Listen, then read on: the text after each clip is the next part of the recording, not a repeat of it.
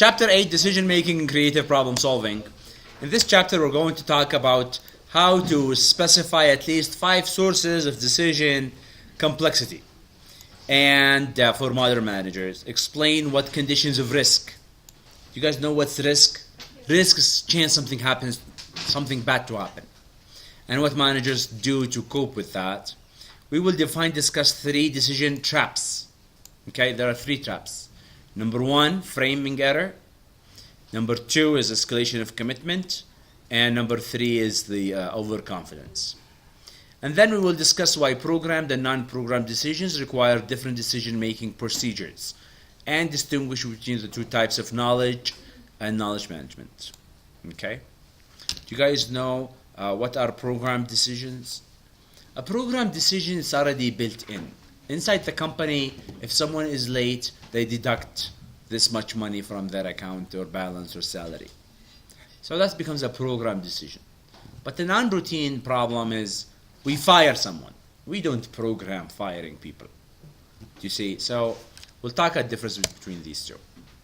And we will explain the need for contingency approaches. Do you guys know what's contingency? Yeah. Contingency is like plan B. In case something wrong, this is what we will do. And also we will talk group-aided decision making. Do you guys think making a decision by oneself is better or a group better? Maybe a group is better in some situations. And sometimes it's better to have one only decision maker. And we will identify 5 of the 10 mental locks. Do you guys know what's a mental lock? Anyone have here like a lock in their brain? Yeah. So we will talk about 10 types, or 5 locks. And then these locks that inhibit creativity. What do you guys think? Do people learn creativity or creativity come from God? How many people say creativity only come from God? You can't be creative if you're not creative from God. Great. Now in this year we talk about creativity and how to learn creativity. So if you're not creative, we'll tell you how to be creative. Okay? We will list and explain 4 basic steps in creative problem solving. And we will describe how causes of problems can track down fishbone diagram. Anyone have heard of the fishbone diagram? Maybe in your company, in your work, have done a fishbone diagram. Next time you have a problem, let's do a fishbone diagram. Okay?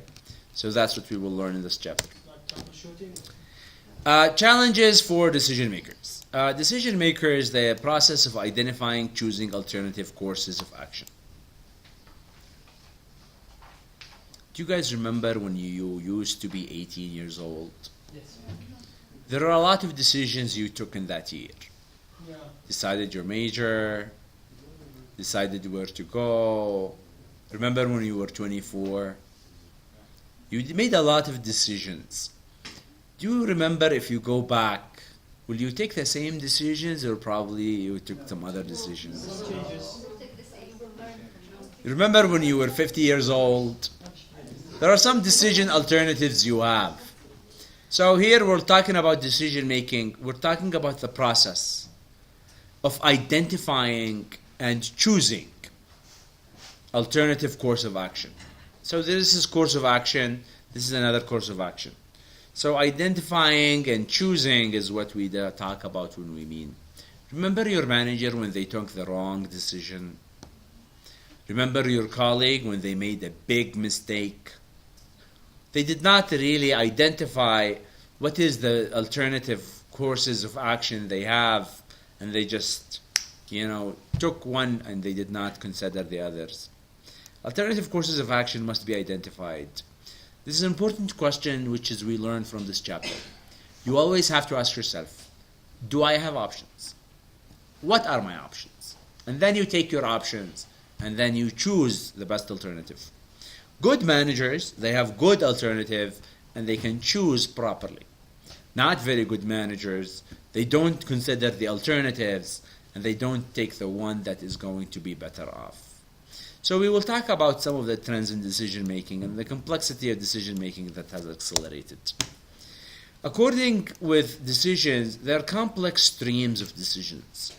And that becomes a challenge for all decision makers. Number one, we have multiple criteria. Let's say, for example, you have a business. Let's say, do you guys want to be a restaurant owner or a banker? Restaurant owner. If you're a restaurant owner, you can buy fish from 3 different suppliers. Supplier A, supplier B, supplier C. Which one you choose from? How many people say A? How many people say B? How many people say C? Now, based on what? That's the important question. Now, number one, you need to have a criteria, right? So maybe criteria price, maybe quality, maybe freshness, maybe how much these people have in terms of assets, maybe how long have they been in the business, how big is the storage, do they have an electricity generator or not, what do they have in terms of employees, are they qualified, do they dress clean, do they maintain hygiene, what type of, you see there's a lot of criteria, and if you make a list, it becomes longer, and the more people can add to it, and it can be very comprehensive. But at the end, you want to choose A, B, or C. Some managers say, go with A. Okay? And they needed to do all of this in the back of their mind. Number two, there's intangibles that often determine decision alternatives. There are things that you can't touch. For example, trustworthiness. I will choose A because I trust A. Now, this trust, it is intangible. You see, unlike price where you can see it, or maybe do they have a refrigerator or not, you can actually check it. But trust, it can be not very easy to measure. It can be an intangible. The idea of risk. What is the chance they fail to deliver, the type of fish you requested? So if you have A, B, and C, maybe you think A is risky. Or maybe B, there is a chance they give you not good quality, or there is a chance they don't appeal, or maybe there is possibility of a failure of their generator. Some companies, they say, hey, if you want to deal with us, we have to add you to our list of approved vendors. Anyone use that in their company? Yes. Yeah. And then we've got the idea of long-term implications of the effect of the choice of a particular alternative. If you decided to go with vendor A, probably you will stay for a long period. So there's a long-term consequences. Do you see? What happens if you change every once in a while? Then maybe you will not have a stable supply. Do you see? And then what happens if you go with someone and you explain to them the requirement and they understand you? After a long period of time, then probably you will stay together. So there are not just the decision which one you buy from fish today, but what about tomorrow? And after 1 year and 2 years from now, what is the status of this relationship? Next is interdisciplinary input, which increases the number of persons to be consulted before a decision is made. Maybe when you decide on what fish to buy from whom, maybe the restaurant owner is not the only decision maker. You need to get the purchasing committee, you need to get the executive board, you need to get the partner's approval, you need to get the chef, you need to get this other person approval. So sometimes you've got more people in the decision, making it more complex. Do you guys remember the worst decision you took in your life? Were you alone taking it, or someone else pushed you into that decision? You see? So in those situations, other people can also take control. This is continuation. There is pooled decision making, increasing the number of persons playing part of the decision process. So sometimes this decision is more pooled. Maybe this decision by itself has to be through a committee. Or maybe when you buy fish, maybe the customer also has an important role in terms of what fish you actually buy. You can see some restaurants, they actually do the cooking only. You buy the fish yourself, we only do the cooking for you, right? So they make the decision making as part of the, maybe the customer part. We also have a value judgment. We go to the same church, so let's hire this person because we have the same God. Maybe I believe this is the right person just because I believe. That's my inspiration. There is a value judgment. This guy lied once. I will never buy from this guy. I have seen this guy doing good deeds. Therefore, I will have to buy from this guy. So when you make your decision, there are some value judgments that you stress and you put that can, differing participants in the process create disagreement over whether this decision is right or wrong. Some people say, haram. You buy from this guy? No way. You should buy from this guy because this guy, deserve maybe the business. So the idea of right, wrong, bad, ethical, unethical, these can also be part of the decision making. And also we have an unintended consequences occur because of the results of the purposeful action cannot always be predicted. Sometimes you make the right decision, but without intention, you go into a very wrong decision. Are you guys okay with these? Any question on all of those 8 sources of complexity that face today's managers? Any one of these you'd like me to go over one more time? Go ahead. In the long-term implications, you mentioned you have one supplier and you deal with them for a very long period of time. Well, there's a long-term implications. For example, let's say that you decided to go with supplier A. Because you went with supplier A, then maybe your relationship with supplier B will go to its worst. And in the long term, supplier B will never work with you anymore. Do you see? So in the long run, there is another consequence that you need to take care of it. So sometimes if you do this procurement, they tell you we look at 5-year ownership. This way they make sure that they cover our needs today and in the next 5 years. You see? So they take that long-term implications as part of their decision now. You see? For example, you decided to go and get this MBA. It has a long-term implications, right? You decided to go and do this. There is always a long-term implications. Find someone, get married. You need to think that you will stay with this person for the rest of your life. So there's a long-term implications. Making the decision, not just the obvious, but you need to think about in the future. Now, it says here coping with uncertainty. There are types of conditions of uncertainty. There is certainty, there is idea of risk and uncertainty.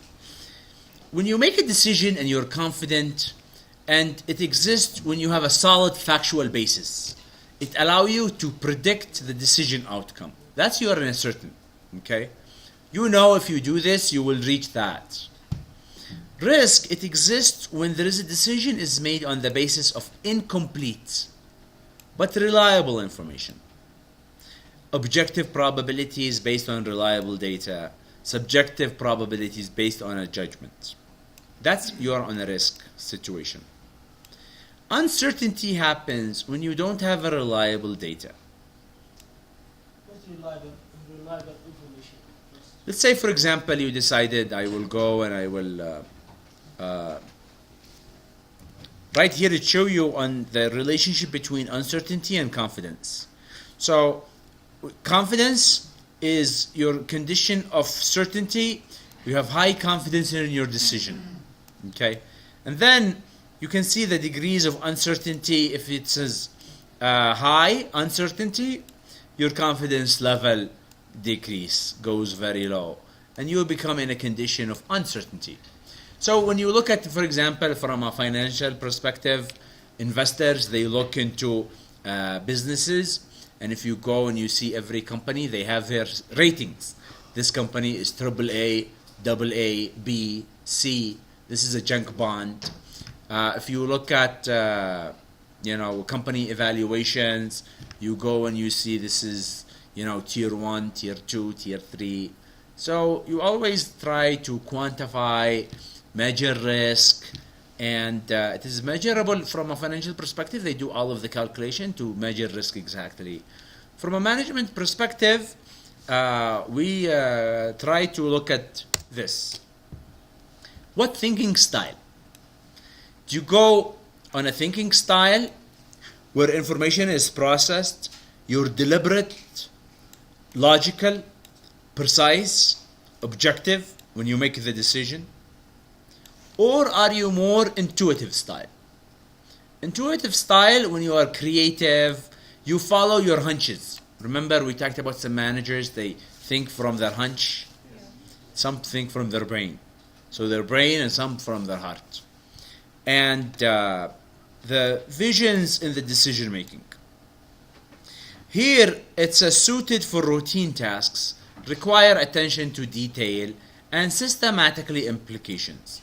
So here, many in the financial world and they take this, they measure it, and they make it to be more of systematic analysis. Okay? From an intuitive perspective, it is best for rapid changing situations. So you're a manager, you have a completely rapid, quickly change situation. And here you are required to be creative and to use your intuition. Do you guys remember when you have seen that old manager who have been in the business for 30, 60 years, and they tell you, you're hired from the first short interaction. Basically their long experience with people, as soon as they see you, their mind or their heart immediately remember all of the people who had the same good traits and say, okay, you will be a good employee, you're hired. You see, maybe their experience that is making them built-in good hunches. You see, maybe if someone not very good experienced manager, they will tell you, okay, let's go and check the facts, get this, maybe give you 2 tests to check your ability, your skill, and then hire you and make it more on a thinking style. Very logic, very precise, very objective, and they make it more for routine and systematic implications. Are you guys okay? What do you guys think? Which one is better? Thinking style with your brain or intuition with your heart? Yeah, some people say together, some people thinking better, some intuition better. Now here, as we talked before in the management, we say thinking is good, but you don't always have the time to do it on a thinking. You don't have all the time to run the regression analysis and measure the confidence interval on every decision you want to make, right? Yeah, it's hard. So what we need to do as a managers, we have to sharpen our intuition. We want to get our hunches. Do you guys know what's a hunch? And Feeling. you're feeling strong and sharp. Can you do that? Yeah, Yes, you that's can. too much. You can do those 7 things. There are 7 things you practice. It will sharpen your intuition. How many people want to have excellent intuition? Okay, this is what you need to do. Number 1, you need to open up your closet. To what extent do you experience intuition? You trust your feelings, you count on your intuitive judgment, you suppress hunches, and covertly rely upon gut feel. To what extent do you do that? Open your closet. You need to open your heart to try things. Do you see? Mind or what? You need to start to trust your feeling. If your feeling says no, you need to trust it. And then after you trust your feeling, you make a mistake, you learn. Your feeling learn. Do you see? So it's more about you try. Number 2. It's not like, the third. It's not like, Number 2, it says don't mix up your eyes. There are 3 eyes. There is instinct, there is insight, and there is intuition. And these are not synonyms. Do you guys know what's insight, instinct, and intuition? instinct, something. Instinct, it comes naturally as you were born. Insights is what you think will happen, what you see is going to happen. Intuition, it is more into your feeling of, is this going to be good or bad? Do you see? So you don't want to mix them. Sometimes your instinct that you were born with will tell you right. But your intuition will tell you if I go right, there will be a lot of problems. So left is better. Sometimes your insight, you can see on the long run to the right is better. But your intuition may say no. Maybe it is better, but I will know I will face a problem there. So I should go left. So you should distinguish between what your natural instinct say and what your intuition really says. Your intuition is built after all of your experience, while your instinct is only based on your, the things you were born with. And your insight is only by what you see and sense.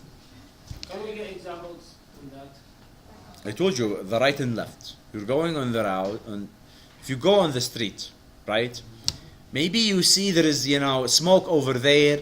Your instinct might tell you, don't go there, go the other way. Do you see? Because you built it on what you maybe see. Do you see? So that's maybe an insight. So maybe because you are born that, you have this, I don't know how to kind of give you an example of an instinct.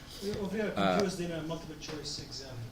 Your answer says A and your intuition says B. Do you see? You always want to follow your intuition, which is based on your experience. So if you go this, maybe, but there will be more troubles on overall. But from your previous experiences, if you go left, it's going to be better. Because from your experience, the troubles over there will be less. Even though your insight, you see that there is a specific disaster. Number 3, elicit good feedback. You always should seek feedback.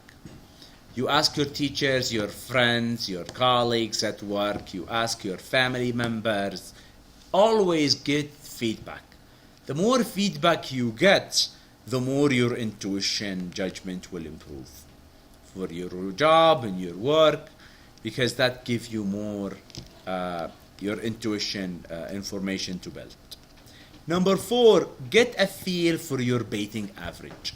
You always want to bench your intuition and get a sense for how reliable your hunches are. Ask yourself, how is your intuitive judgment might be improved?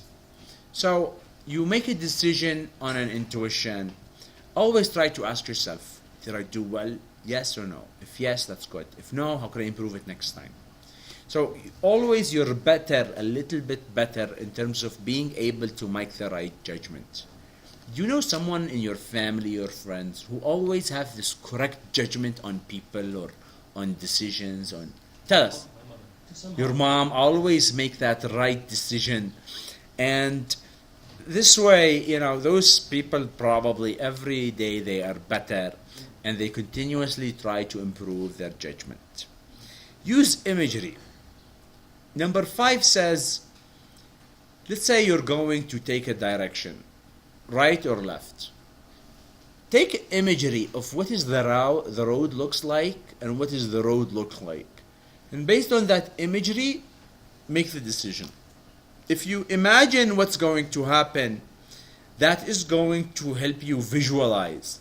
And if you visualize, you will be able to see possible future scenarios that will take your gut feeling into an account. You hire an employee, you can imagine if this employee now is going to work tomorrow, what sort of troubles they will make. And if you imagine that, you will be able to see the problems and then make the decision. Number 6, play the devil advocate. Do you guys know the devil advocate? Yeah, the movie Devil Advocate. Anyone have seen program Muhammad Shaitan? It's the same idea, the devil advocate. The devil advocate, remember when you have here a devil and you have here like an angel? Remember the devil always tell you to do the bad things. So everything you do, try to see what is the devil trying to tell you. And then, and then imagine what type of scenario discussion. If you're going to hire someone, the devil will tell you, no, this is not good. Why? And then the devil will try to tell you all of the bad things. And the more you listen to the devil, the more you know the tricks of life that you can avoid. Like what if? Like what if? it's the same thing. What if scenario Devil discussion? Sometimes direct you to the wrong way. Yeah, that's why you always need to consider what the devil will be saying. This way you know what to watch out for. So if you're going through this route, you have right or left. The devil will tell you left. Why? Because the devil knows that. And then based on that thinking style, you need to watch the Devil Advocate movie to give you more. And based on that can improve your intuition. Number 7, you want to capture and validate your intuition. You need to create an inner state to give your intuitive mind the freedom to roam. And you need to capture your creative intuition, lock them before they're censored by rational analysis. Like what? Do you guys remember, this is what, they say that you always want to, let your creativity or your imagination or your guts or your intuition to try. And then based on this try, you consider it before your rational mind stop you. Do you see? They say this, I was reading a book last week about this. They are talking about if you are writing your paper, you should not see what you wrote. You just write. Even if you make spelling mistakes. Remember that red line that appears in Word? You should remove it when you do writing. You should let nothing to stop your gut from writing. Because if you open your eyes and you see that small mistake, that is rational. That will stop your thinking to fix it. Do you see? So you will not let your intuition to take its full space to do whatever you want to write. So your rational mind start to stop your intuitive mind. And you don't want to let that happen. You want to let your intuition to roam. Are you guys okay with this?